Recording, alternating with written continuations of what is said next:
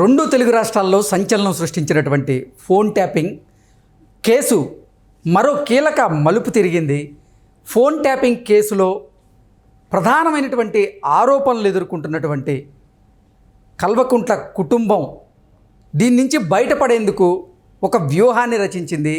ఆ వ్యూహంలో భాగంగానే కేటీఆర్ గారు కాంగ్రెస్ నాయకులతో పాటుగా మరికొంతమందికి కూడా లీగల్ నోటీసులు పంపిస్తాను అంటూ వార్నింగ్ ఇస్తున్నటువంటి నేపథ్యంలో అసలు కేటీఆర్ గారి వ్యూహం ఏంటి, వ్యూహాత్మకంగా ఈ కేసు నుంచి కేటీఆర్ గారు కల్వకుంట్ల కుటుంబం బయటపడేందుకు ప్రయత్నం చేస్తోందా అనే అంశానికి సంబంధించి మనతో మాట్లాడేందుకు ప్రముఖ రాజకీయ విశ్లేషకులు, ప్రముఖ సీనియర్ జర్నలిస్ట్ సిఎస్ రావు గారు మనతో ఉన్నారు. సార్తో మాట్లాడదాం. Sir hi sir. Hello sir. Phone tapping case మరో కీలక మలుపు తిరిగింది. ఈ ఫోన్ ట్యాపింగ్ కేసు కల్వకుంట్ల కుటుంబం మెడక చుట్టుకోబోతుంది అని అందరూ భావించుకున్న తరుణంలో ఇప్పుడు ఆ కేసు నుంచి తప్పించుకునేందుకు కేటీఆర్ గారు ఒక కొత్త వ్యూహాన్ని రచించారని, అందులో భాగంగానే కాంగ్రెస్ పార్టీ నాయకులతో పాటుగా మరికొంతమందికి కూడా ఈ కేసులో లీగల్ నోటీసులు పంపించేందుకు కేటీఆర్ సిద్ధమయ్యారు అంటూ కూడా ఒక వార్త ఇప్పుడు సోషల్ మీడియాలో చక్కర్లు కొడుతూ ఉంది. ఏంటి సార్ అసలు కేటీఆర్ గారి వ్యూహం ఏంటి అంటే ఏం చెప్తారు? ఒకటి ఏంటంటే, కల్వకుంట్ల ఫ్యామిలీకి దేవుడిచ్చినటువంటి అద్భుతమైనటువంటి వరం ఏంటంటే వాళ్ళు మిస్మరైజ్ చేయటం ఎదుటి వాళ్ళని, లేదా మాటకారితనం, అలాగే డైవర్షన్ పాలిటిక్స్, లేదంటే డైవర్ట్ చేయటం, ఒక ఇష్యూని డైవర్ట్ చేయటం. దీంట్లో కల్వకుంట్ల ఫ్యామిలీని మించినటువంటి వాళ్ళు ఎవరు ఉండరు. అలాంటి అద్భుతమైనటువంటి వరాన్ని దేవుడు ఇచ్చాడేమో అనిపిస్తుంది. ఆ కల్వకుంట్ల ఫ్యామిలీ వాళ్ళ పోకడని, వాళ్ళ వాయిస్ని మనం కనుక అబ్జర్వ్ చేస్తే, ఇప్పుడు ఒకళ్ళు మించినటువంటి విధంగా ఒకళ్ళు మాట్లాడుతూ ఉంటారు. వీళ్ళు స్పీచ్లో కూడా ఆరితేరిపోయారు.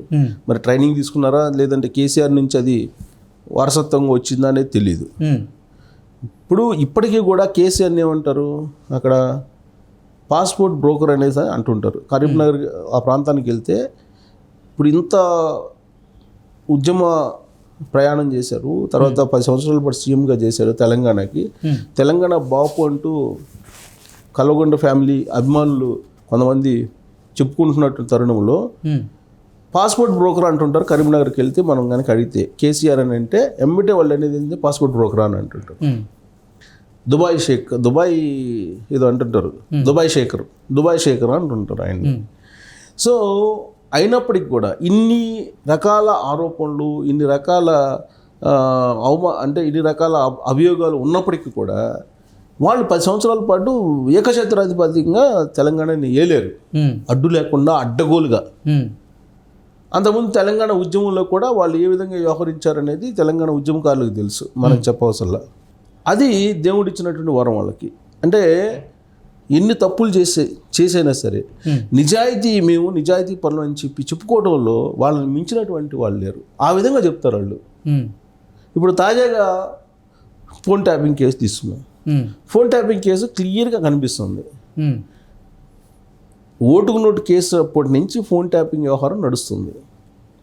ఈ ఫోన్ ట్యాపింగ్ వ్యవహారం ఇళ్లల్లో ఉండేటువంటి, బెడ్రూమ్లో ఉండేటువంటి విషయాలు, భార్యాభర్తలు మాట్లాడుకునేటువంటి విషయాలు కూడా ట్యాపింగ్ చేసే స్థాయికి వెళ్ళిపోయింది అనేది ఇన్వెస్టిగేషన్లో తేలింది ఆల్రెడీ.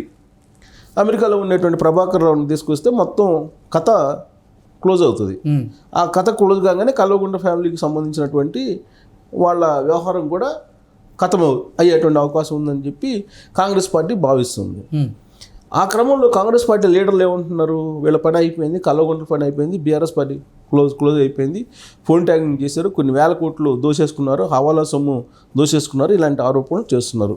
ఎవరైతే ఆరోపణలు చేస్తున్నారో, ఎవరైతే ఈ ఫోన్ ట్యాపింగ్ సంబంధించినటువంటి అంశాన్ని కల్వకుంట్ల ఫ్యామిలీ చూడుతున్నారో వాళ్ళకి లీగల్ నోటీసులు పంపిస్తాను అని చెప్పి బయలుదేరాడు కేటీఆర్. ఎగ్జాంపుల్, ఇప్పుడు యూట్యూబ్ ఛానల్స్ ఉన్నాయి. యూట్యూబ్ ఛానల్స్ దాదాపు 25కో 30 యూట్యూబ్ ఛానల్స్కి లీగల్ నోటీసులు పంపించాడు ఆయన. ఏది, కవితను అరెస్ట్ చేసిన సందర్భంగా అనేకమైనటువంటి న్యూస్ వచ్చిన సందర్భంగా లీగల్ నోటీస్ పంపించారు. అంటే ఈ లీగల్ నోటీసులు పంపించినందువల్ల కల్వకుంట్ల ఫ్యామిలీ చేసినటువంటి, లేదా దోచుకున్నటువంటి, లేదంటే తీసుకున్నటువంటి అడ్డగోలు నిర్ణయాలు ఇవి పోతాయా? ఆల్రెడీ ట్యాపింగ్ కేసు మెడకు చుట్టుకుంది, ఆల్మోస్ట్ ఫైనల్కి వచ్చింది. కాళేశ్వరం కళ్ళెదురు కనిపిస్తుంది ఏ విధంగా అక్రమాలు జరిగాయి. ఇలాంటి సమయంలో డైవర్షన్ పాలిటిక్స్ డైవర్ట్ చేయడానికి లోక్సభ ఎన్నికలు జరుగుతున్నటువంటి వేళ బీఆర్ఎస్ పార్టీని బీఆర్ఎస్ పార్టీ లీడర్లని చీత్కరించుకున్నటువంటి పరిస్థితి వచ్చింది తెలంగాణ సమాజం ఇవాళ. అలాంటి సందర్భంలో ఈ మొత్తం వ్యవహారాన్ని డైవర్ట్ చేయడానికి లీగల్ ఆస్పెక్ట్ని ఎంచుకున్నాడు కేటీఆర్. నేను లీగల్గా ఫైట్ చేస్తాను. ఏం ఫైట్ చేస్తాను లీగల్గా? ఆల్రెడీ నీ ఇన్వెస్టిగేషన్ జరిగి ఆల్రెడీ అటు కాళేశ్వరం కానీ ఇటు ఫోన్ ట్యాపింగ్ వ్యవహారం కానీ లేదా ఫార్ములాకి సంబంధించిన ఫార్ములా రేస్కి సంబంధించి కానీ Formula 1 దానికి సంబంధించి కానీ ఒక్కొక్కటి బయటకు వస్తుండి ఇన్వెస్టిగేషన్ చేస్తూ ఉంటే ఒకవైపు రేపో మాపో జైలుకి పంపిస్తారు అని ఇన్వెస్టిగేషన్ సంస్థే ఆ దిశగా అడుగులు వేస్తున్నటువంటి పరిస్థితుల్లో ఆయన లీగల్ నోటీసులు పంపించి ఏం చేస్తారు? లీగల్ నోటీస్ పంపించి అంటే ఈ లీగల్ నోటీసులు పంపిస్తే కనుక మొత్తం డైవర్ట్ అవుతుంది. ప్లస్ లీగల్ నోటీసులు పంపిస్తే నిజాయితీపరుడిగా చూస్తారు అంటే నేను ఏ తప్పు చేయలేదనేది ఒక పబ్లిక్ వెళ్తుంది. లేదా న్యూస్ దూకుడుగా ఇవ్వకుండా కట్టడి చేయొచ్చు అనేటువంటి ఒక అభిప్రాయంతో ఆయన ఈ పని చేస్తున్నారేమో అనిపిస్తుంది. ఎందుకంటే కల్వకుంట్ల ఫ్యామిలీ అనగానే వాళ్ళు అన్ని రకాల వ్యూహాలను రచించడంలో కానీ అబద్ధాన్ని నిజాన్ని అబద్ధంగా చెప్పడంలో వాళ్ళని మించినటువంటి వాళ్ళు లేరు అనేది వాళ్ళ గురించి తెలంగాణ సమాజం అభిప్రాయపడుతుంది. ఇలాంటి సమయంలో ఆయన లీగల్ నోటీసులు ఇవ్వటం, తర్వాత కాంగ్రెస్ పార్టీ వాళ్ళే లీగల్గా నేను ఫైట్ చేస్తానని అంటాం అనేది ఈ కేసుల నుంచి డైవర్షన్ పాలిటిక్స్ అంటే పాలిటిక్స్ని డైవర్ట్ చేయటం. ఆయన గురించి చర్చించకూడదు ఎవరు.